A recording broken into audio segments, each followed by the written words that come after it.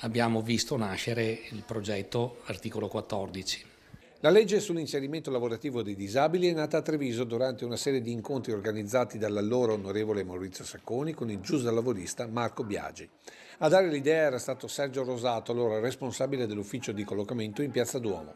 Il dottor Rosato, che era responsabile dell'ufficio provinciale del lavoro, aveva avuto l'intuizione di far incontrare aziende e cooperative per dare una risposta al collocamento obbligatorio. Da quel 2003 sono stati fatti tanti passi avanti per l'inserimento della disabilità nella produzione. Nel 2023, quindi lo scorso anno, si sono iscritte ai centri per l'impiego 6.703 persone, nel 2022 più o meno altrettante.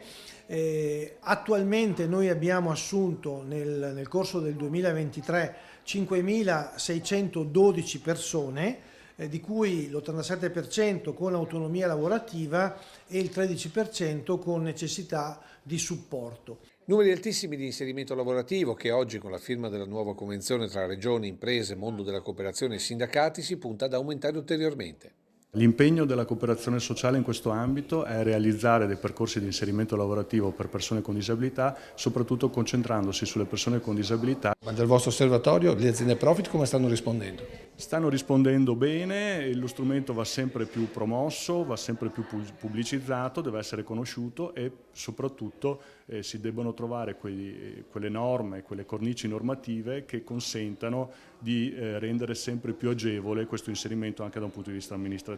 Una legge e un articolo dedicato che non possono però essere legati al passato. L'articolo 14 ha bisogno di un costante processo di innovazione che riesca a mettere allo stesso tavolo tutti gli attori istituzionali e non. Centro di tutto il sistema è la Regione, con i centri per l'impiego ma anche con la formazione. Un disabile che è in cerca di lavoro deve, come tutte le persone, essere avvicinato a quel posto di lavoro e quindi ha bisogno di una formazione specializzata. Fondi per la formazione ma anche per la creazione di nuove figure all'interno delle aziende, quelle dei disability manager. Le norme sulla disabilità sono tante e complesse e abbiamo quindi voluto una figura professionalmente formata e l'abbiamo formata con i nostri fondi. La cosa interessante è che sono figure con competenze specifiche, specializzate proprio nell'accompagnamento.